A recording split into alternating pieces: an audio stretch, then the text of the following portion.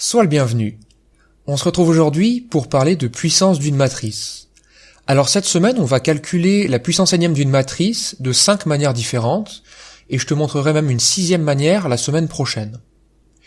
Donc ici, on va considérer la matrice A de cette manière-là, et notre but, ça va être de calculer les puissances énièmes de cette matrice pour tout entier naturel n.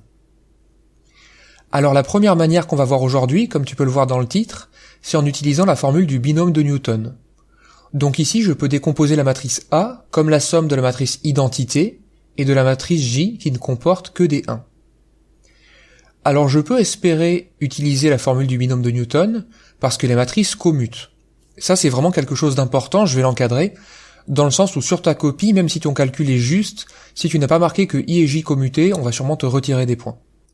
Donc une condition suffisante pour que la formule du binôme de Newton soit vraie, c'est bien que les matrices commutent.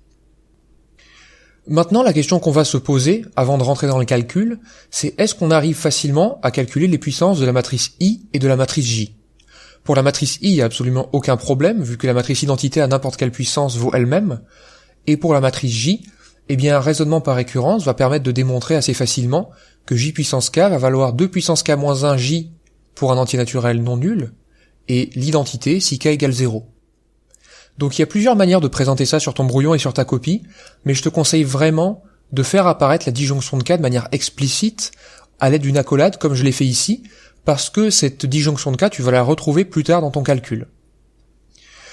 Donc maintenant, si je choisis un entier naturel, n, et que je calcule a puissance n, eh bien par la formule du binôme de Newton, ça me donne cette première égalité. Alors ici, je parle du binôme de Newton pour les matrices. Maintenant, je vois apparaître dans ma somme J puissance K. C'est à ce moment-là que je vais exploiter ma disjonction de K. Donc dans ma disjonction de K, on voit qu'on m'a dit qu'il fallait que je distingue le cas où K égale 0, et K est un entier naturel non nul.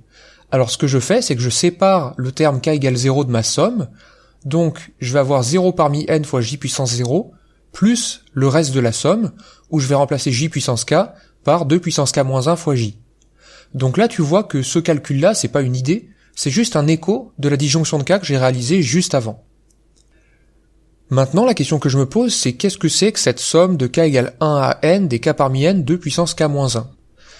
Alors il faut que je calcule cette somme, et vu que dedans il y a un coefficient binomial, je me dis que j'aimerais bien appliquer la formule du binôme de Newton pour les réels cette fois.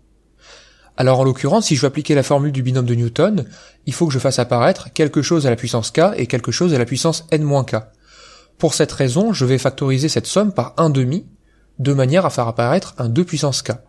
Maintenant, l'étape suivante, c'est que la somme ne part pas de 0, donc je vais rajouter le terme en K égale 0 dans la somme, et pour compenser ce méfait, je vais le retrancher à la fin. Donc je vais faire un ajouté-retranché pour faire apparaître ce que j'ai envie de faire apparaître. Ici, la formule du binôme de Newton. Et en fait, ça me permet de conclure, puisque là tu peux me demander où est-ce qu'il est le truc à la puissance n-K, eh bien tu peux le faire apparaître artificiellement en disant que c'est 1 à la puissance n-K, et finalement la formule du binôme de Newton me donne que a puissance n, ça fait i plus 1/2 de 3 puissance n-1 fois j. Alors je vais encadrer ce résultat, et d'ailleurs si on explicite les coefficients de la matrice, ça me donne finalement cette expression-là pour la matrice a puissance n. Et ça c'est valable pour tout entier naturel n. Donc si je récapitule, on a choisi deux matrices qui commutaient et dont on pouvait facilement obtenir les puissances. Ensuite, on a utilisé la formule du binôme de Newton pour les matrices.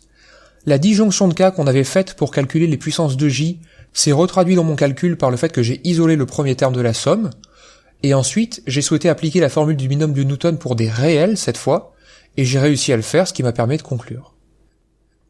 J'espère que cette vidéo t'a plu, et je te retrouve demain pour une nouvelle manière de calculer la puissance énième de cette matrice A. En attendant, je te souhaite une excellente journée, et je te dis à la prochaine.